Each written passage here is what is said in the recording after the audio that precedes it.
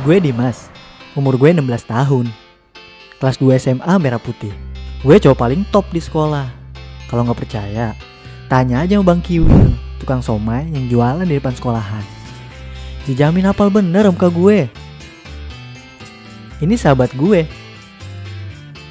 pria. Hobinya, kalian bisa tebak lah dari postur tubuhnya yang gempal. Tapi kalau urusan traktir makan, doi gue maju duluan. Borjuis cuy. Hehehe. Kalau yang ini Arjun, sahabat gue, ketua OSIS di sekolah.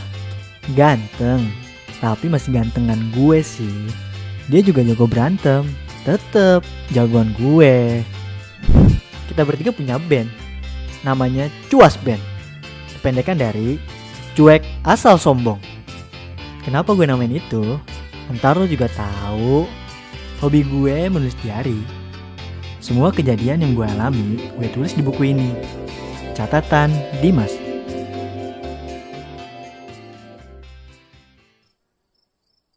Dan seperti kejadian hari ini.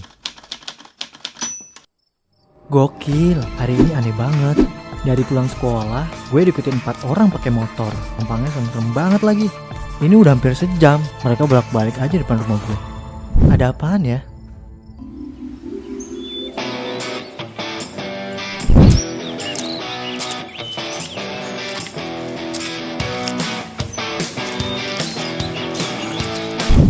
Ini lakban apaan ya bang? Kagak tahu mas, dari tadi udah ada. Paling punya anak pramuka, ngumpetin ah.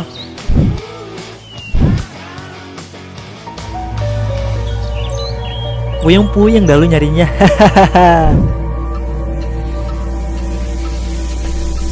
Jangan dulu, kita liatin mereka aja dulu. Tapi Cup, kalau sampai tuh bungkusan dibawa sama bocah tengil itu, bisa habis kita dimarahin sama Bang Jupri.